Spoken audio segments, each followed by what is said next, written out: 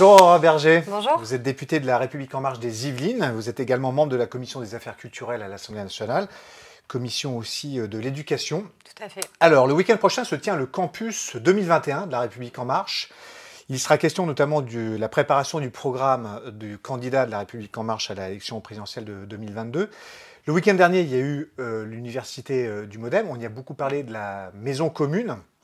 Est-ce que le programme dont vous allez parler le week-end prochain, ce sera également un programme commun ? Je pense que c'est évidemment notre enjeu, c'est-à-dire qu'on a cheminé ensemble depuis la campagne présidentielle. À partir du moment où François Bayrou a fait le choix, qui était un choix courageux, qui n'était pas évident, lors de la campagne présidentielle, d'abandonner sa propre candidature au profit du soutien à Emmanuel Macron, que ce soit le Modem, puis ensuite Agir, et évidemment En Marche, on a cheminé et travaillé ensemble.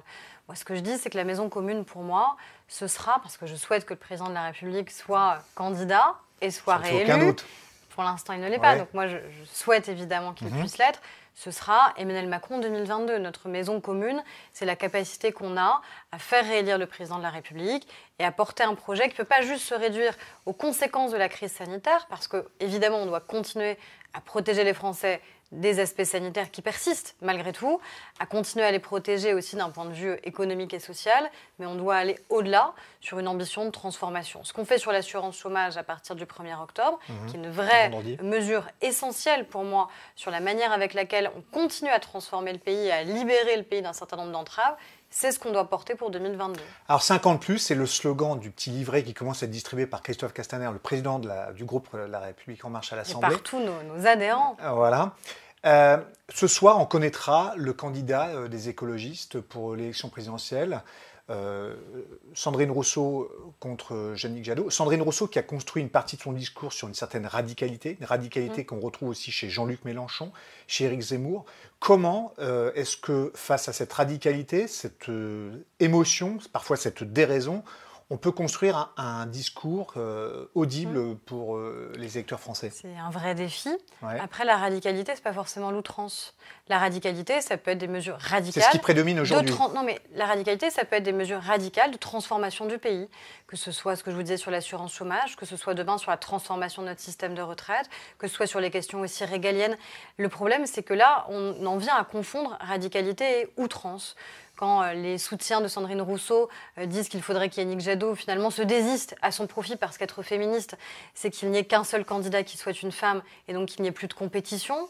Quand Éric Zemmour nous refait le révisionnisme de la Seconde Guerre mondiale et du régime de Vichy, Jean-Luc Mélenchon, on est habitué à ses outrances, au fait qu'il ait manifesté aux côtés d'organisations islamistes qui ont été depuis dissoutes. Ça, c'est de l'outrance. C'est pas de la radicalité. Donc à vous entendre, ça serait mieux si Sandrine Rousseau était candidate des écologistes ? Ah mais moi, je n'ai pas à avoir d'avis sur les candidats des autres partis et des autres formations politiques. Ils feront un choix. Ce que je constate juste, c'est qu'en effet, il y a un choix qui est très différent entre les options qui sont proposées par les deux candidats écologistes, à la fois sur les mots qui sont employés et sur la capacité qu'ils ont ou non à rassembler. Mais ça leur appartient. Moi, je ne suis pas membre de ce parti politique, je n'ai pas à voter. J'ai vu que certains s'étaient amusés, d'ailleurs, membres d'autres partis politiques, à dire qu'ils avaient réussi à s'inscrire à cette primaire, des membres, par exemple, de l'extrême droite, à voter. Ce n'est pas ma manière de concevoir la vie politique. Ils choisiront. Mais ne confondons pas, encore une fois, la radicalité de la transformation qui est nécessaire de notre pays. Et on peut être résolument radical, nous, dans la manière avec laquelle on le propose, et l'outrance qui, malheureusement, devient un peu trop coutumière. Alors, ces trois candidats ne parlent pas de dépenses publiques, car c'est un sujet éminemment important. La droite n'a pas encore de candidat. On aura un candidat de la droite que dans 2 mois, c'est très long. Néanmoins, plusieurs de ces candidats, dont Xavier Bertrand, attaquent le chef de l'État sur la dépense publique qui est en train de filer. Il l'accuse même de faire campagne en se servant du chéquier de la France. Qu'est-ce que vous répondez à ça ? Plusieurs choses. Déjà que depuis le début du mandat... Les dépenses sont là, elles sont annoncées. Les dépenses sont là et on va pas... Moi, je ne conteste pas qu'elles existent. Elles existent et tout est public, tout est retraçable. Plusieurs choses. Déjà, depuis le début du mandat, à chaque fois qu'on a pris des décisions justement pour restaurer la confiance, faire en sorte de ramener aussi le déficit public en 2018 à moins de 3%, ce qui n'était pas le cas précédemment, on a eu la droite qui a contesté toutes ces mesures.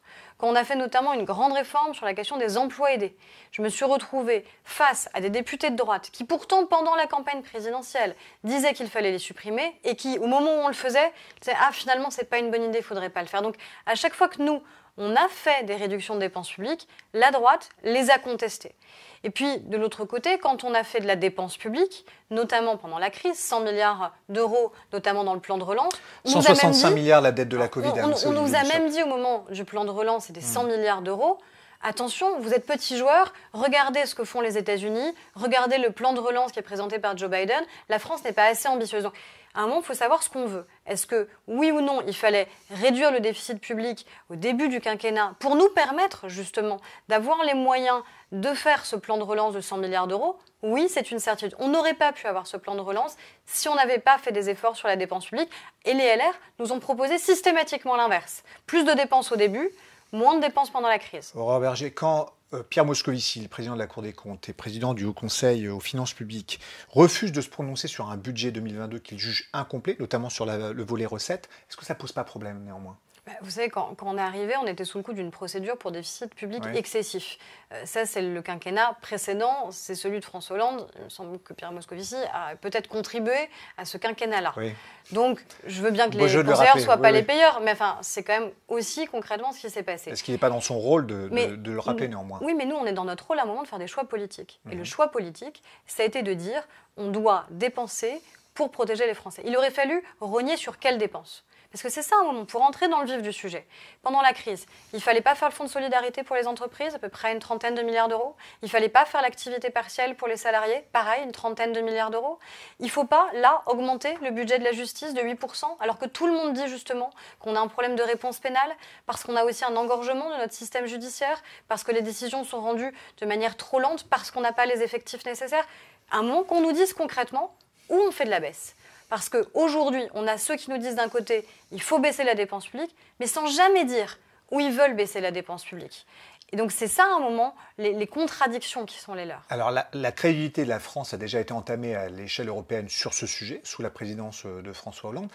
La France, justement, va prendre la présidence de l'Union européenne le 1er janvier prochain. Face à une Allemagne qui aura, on l'espère, un chancelier d'ici là, face à des Pays-Bas qui hésitent à faire appel au fonds de relance européen, est-ce que la crédibilité de la France, elle n'est pas très très entamée ? La crédibilité de la France... Sur le sujet de la dépense et de la maîtrise des finances publiques. Mais la crédibilité de la France, ça a aussi été de permettre qu'on ait un plan de relance européen. C'est-à-dire que pour la première fois, la France, le président de la République, a convaincu celle qui est encore l'actuelle chancelière Angela Merkel, d'emprunter de manière commune. Et c'était une première. Et quand, au début, le président de la République avait émis cette idée, tout le monde lui disait que l'Allemagne ne suivrait pas, que les pays nordiques ne suivraient pas, qu'on n'arriverait pas à obtenir cela. On a obtenu un plan de relance européen. Quand on a 100 milliards d'euros de plan de relance en France, à 40%, c'est financé par le plan de relance européen. Ça, c'est ce qu'on a réussi. Donc la crédibilité de la France au plan européen, c'est ce qu'on a réussi à démontrer justement au cœur de la crise, pour faire en sorte qu'à un moment, on n'ait pas certains États qui soient complètement dans l'incapacité d'y faire face. Et c'est cette solidarité européenne qu'on a pu mettre en place. Alors, un dernier sujet, si vous voulez bien. Vous êtes prononcé à plusieurs reprises comme étant plutôt favorable au retour de l'uniforme à l'école. C'est un sujet sur lequel Jean-Michel Blanquer aussi a été interrogé. Pourquoi ? Alors, ça ne réglera pas tous les sujets qu'on a au sein de l'école sur la question de la lutte contre les inégalités et sur le risque de reproduction d'inégalités sociales.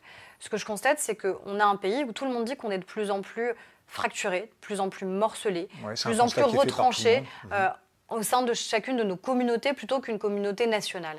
Eh bien, au sein d'un établissement scolaire, je crois que le fait d'avoir un sentiment d'appartenance commune, non pas à ce qu'on est chez soi, mais à ce qu'on est au sein de l'établissement scolaire, c'est-à-dire un enfant qui appartient à la même école, qui se voit délivrer la même formation. C'est un modèle à l'anglaise ?